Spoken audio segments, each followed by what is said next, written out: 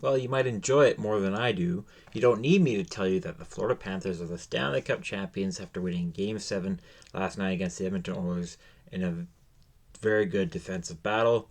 As many of you know, I'm an Oilers fan, so I am obviously devastated. But I seem to be handling it well, better than other fans too. Um, because as devastated as I am, I'm proud of the Oilers, and I'm happy for a lot of the members of the Florida Panthers. Not all of them, but I'm happy for most of them. So let's talk a little bit about the game. My 3 stars, just if, the usual, as well as the trophies and the firsts that happened with the trophy, the cup specifically. So, like I said, the game was pretty defensive. The first period was the only goal that had, or only period that had multiple goals. Verhage scored on the end of one of their own power plays. He had been silent all series, and he scores with an amazing tip. And not long after the Oilers answer, after Cody Ceci has an amazing stretch pass that goes almost 90 feet to Mintez Janmark, who takes the breakaway and scores on Bobrovsky's blocker side. It's a 1-1 game. First period ends. Shots very, very low, 7-6 for Florida. Second period, there's a bit more shooting. Shots result in 10-9 to the Florida Panthers, and one of those shots did go in the back of the net, and it would stand as a game winner. It's Sam Reinhart's 10th of the playoffs. It was a really nice place. It looks really nice play. Sorry, it looks like a really bad goal on Skinner, and from a goalie perspective, you're always going to say any goal against is bad, and you want every goal back. But and while I would hope Skinner would save more of these in the future, it is a tough shot to stop because it's a screen and snipe play. That was helped by the Oilers defense in this play. So the idea is to have one of your guys to go screen the goalie, and while he's in front of the goalie, in that short amount of time that he's in front of the goalie, because he's not supposed to stay in front of the goalie, he's just supposed to walk by. The sniper is supposed to release the puck so the goalie can't see the release. Not only did Reinhardt get to do that, well, I don't remember the name of the Panther who was in front of Skinner when it happened, when he did the release. Not only did that happen, but Skinner couldn't look around the Panther because both Kulak and Ceci followed the Panther. So there was 3 guys in front of Skinner. So there wasn't really much he could do, and he looked kind of like an idiot once the goal went in. It was a nice shot by Reinhardt, but obviously I think it was more of a smarter play, and on the Panthers' behalf, and Reinhardt. Like I said, that will stand as the game winner. In the third period, there were no goals scored. Florida kind of let Edmonton control the puck for the most part of it, and Edmonton did have 2 or 3 really good chances where just didn't bounce their way, and usually there was a Florida defenseman or Bobrovsky who was able to get on top of the puck before an Oiler could put it in. Bobrovsky probably has the best rebound control of any goalie in the league right now. I'm not sure if he's number 1, but he's absolutely the best. One of the best, I mean, and that proved true today. And the game ended 2-1. Like I said, I'm pretty devastated, but I'll be okay. I'm really proud of the Oilers, how far they've come and how much they went through, and I think they'll be back. And as for the Florida Panthers, I like I said, I'm happy for most of them. Just because I'm mad that my team lost doesn't mean I can't be happy for the other team. Over the course of the game, Edmonton did end up controlling shots more or less because of the third period, but didn't always feel like it. Florida had a great first period. Oilers were lucky that it was tied after the first, and Florida was lucky they got a goal in a second period that was pretty back and forth without allowing one. And that was that. Florida once again the out hit the Panthers. Oh, sorry, the Oilers. Sorry, the Panthers did not out hit the Panthers. They out hit the Oilers as usual. And this time the Oilers won in the faceoff circle. A lot of that had to do with Draisaitl, who was 16 for 23 in the faceoff circle. He was amazing throughout the regular season, and I kept saying how the Oilers were an amazing faceoff team that just were terrible in the faceoff circle in the playoffs. And a lot of that had to be Draisaitl, but Draisaitl looked back in regular season form. He was 16 for 23 in the faceoff circle. Even though he didn't get a point, I think Draisaitl had a pretty decent game.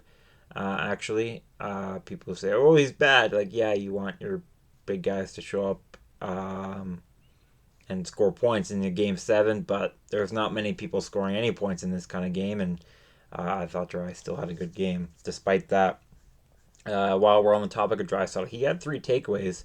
He wasn't the only center who had 3 takeaways and was amazing in the faceoff circle. The other was Alexander Barkov, who also had 3 takeaways and was 10 for 12 in the faceoff circle. As for special teams, which is usually the deciding factor, Florida was, I wouldn't say able to neutralize the Oilers. They were just able to stay out of the box a lot more, which I didn't really think was possible. But also it's Game 7. There's going to be a lot less called. I knew that. Somehow us hockey fans, most hockey fans still don't know by now that the refs aren't going to call a lot. Maybe it's because it's a lot of Florida fans and they haven't been watching hockey as long, but hopefully they'll learn. I say hopefully because there's a lot of people who have been watching hockey for decades and still don't know that the ref isn't going to call much in Game 7 because so much happens. While on the topic of that, might as well talk about the Tkachuk penalty. I think a lot of people were surprised and saw it as a crap call, and I understand why. Because what happened is Tkachuk fell down. He just lost balance, and that was partly because of the Florida ice. And when he fell down, he tripped up Warren Foegele, I believe it was Foegele, and Tkachuk gets called for tripping. And when he tripped Foegele, it wasn't with his stick, it was with his body. So the argument is like, what? Tkachuk couldn't control himself. It wasn't Tkachuk's fault. You're absolutely right. And I was thinking about it, I'm like, well, tripping historically doesn't get called for intention. You don't, when you trip a guy with your stick, nobody cares about your intention. They care about, did you trip the guy? And the fact is that Tkachuk, even though he didn't have the intention of tripping Foegele with his entire body, he did trip Foegele and slow down the play for the Oilers.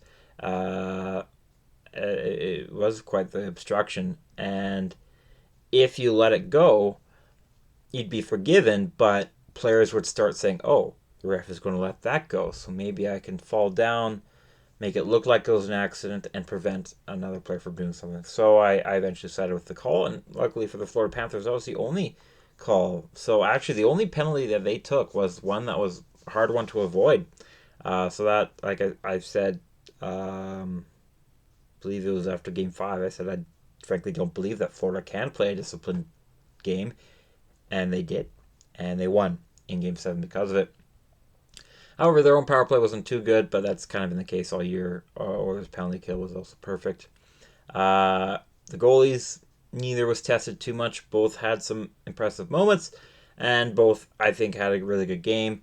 One just has a much better looking game because, one, he saved 2 more than Skinner did, and allowed 1 less than the other did, and most importantly, won the game and won the Stanley Cup.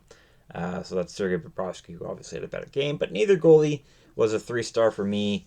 I chose, for those new to the channel, I always do Oilers 3-star, but I'll start with my actual 3 stars. I'd say official, but I don't know if I can really say official when I'm just a small YouTube channel. But Carter Verhaeghe was my 1st star. He had a goal and an assist, 2 blocks, 2 takeaways, and almost 20 minutes of time on ice. Sam Reinhart, the 2nd star, he had the game-winning goal, 2 hits, 2 takeaways, and 3 blocks. He had over 21 minutes of time on ice and just over half minute shorthanded. Matthias Janmark was the 3rd star. He had a goal, hit, takeaway, 12 minutes and 40 seconds time on ice, which included nearly 2 minutes of penalty killing. As for the Oilers' 3 stars, it's kind of a weird group. If this set of players are the 3 stars for the Oilers, it usually means they lost. Now, Ekholm's been a great player in a lot of our wins, and so has Janmark. But when it's Janmark, Ceci, and Ekholm, you start thinking, what happened to everybody else? Janmark was the 1st star for the reasons I mentioned before. Ceci, he had an assist, 2 hits, and a block, 18.5 minutes time on ice, and nearly 2 minutes of really good penalty killing. He was, I don't think he's a +1 because I remember him being on the ice for that really bad goal against. So I'll get rid of that. And then Ekholm was my third star for being the best defensive defenseman on a Oilers team that did really good defensively today. 3 blocks, or not nearly, over 26 minutes of time on ice, which also included nearly 2 minutes of penalty killing. So that's it for this game. And before I move on to the trophies, I'd like to give you a reminder and a thank you. Thank you for watching this video and watching any other videos you've seen, whether it's for the white noise or information. It's been a really cool journey to watch all these games and to actually not just watch them as I have been for the last few years, but actually talk about them online. I love hearing your thoughts in the comment section below. I hope that I'm still getting notified when there's comments, because I've heard sometimes that's not always the case. And while you're there, you could like the video and subscribe if you think I've earned it. And with that, we'll talk about the trophies, which again you've heard about, but about the winners and all that. But I'll still get into the history of it. So Connor McDavid, he won the Conn Smythe Trophy. I don't think there's any argument there. People, you can say all you want about, well, he didn't win, and yeah, but he had 42 points. That's the most we've seen since the early 90s. He had 20 more points than any player on the Panthers. And it's not like Sergei Bobrovsky exactly stole the series either. So there were some okay choices with the Panthers. I think Barkov had a really good, would have been a decent choice, but Mike David was the obvious choice. He was absolutely excellent. He was also very physical and good defensively as well. If you wanted to get into those other stats, he had over 40 hits and over 20 takeaways as well. He also, broke a Gretzky record. He had the most assists in a postseason. So there's that too. He is the 6th player in NHL history to win the Conn Smythe, but not the Stanley Cup. He's the first player to do it since Jean-Sébastien Giguère, who won it in 2003 as a goalie for the Mighty Ducks of Anaheim. Before McDavid, the only skater to win the trophy without the cup was Reggie Leach, who in 1976 had 19 goals in 16 games. That 19 goals would be a playoff record for most goals in a postseason, and it remains to this day, though Jari Kurri did tie it almost a decade later. When asked about it, Reggie Leach talked about how in the moment he did not care. He did not care that he won the Conn Smythe because he only cared about the Stanley Cup. But he did say, after a while, once he retired, he was able to look back on it and was like, oh, well, actually, that was really cool. So I think McDavid will be proud and happy that he won the Conn Smythe. It'll just take 10 years or so, or whenever he retires. As for Oilers history, McDavid is the 4th player to win the Conn Smythe Trophy, following Mark Messier, Wayne Gretzky, and Bill Ranford. It is the 5th time that an Oiler has won the Conn Smythe Trophy.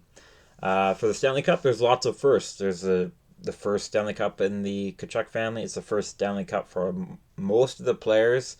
First Stanley Cup for Paul Maurice. I'm most happy for Paul Maurice and Sergei Bobrovsky, who's also got his first Stanley Cup. Maurice had been a really good coach for quite a few decades, and only now finally got his Stanley Cup.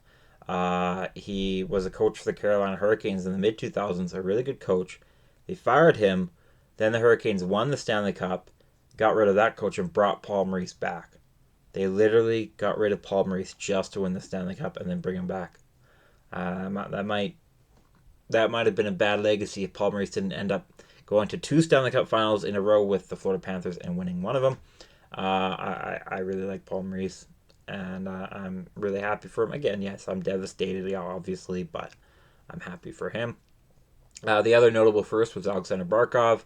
He is the first Finnish-born player to raise the Stanley Cup as a captain. Obviously, he's not the first Finnish player to win the cup, but he's the first one to do it as a captain for the winning team. So anyways, that's it for me. Thank you so much for paying attention to me, and whether it's your first video or first of many or last of many or whatever, I just still have more video plans. I'm not done for the summer or the off season. More related to regular season reviews, because I think I don't really need to cover the draft. There will be more people doing that. I just figure I'll cover the stuff that doesn't get talked about too much and just kind of my opinions. And I'll go from there based on work schedule. But thanks again. I hope you have a great rest of your day, even if you're devastated like me. And I hope I will see you later.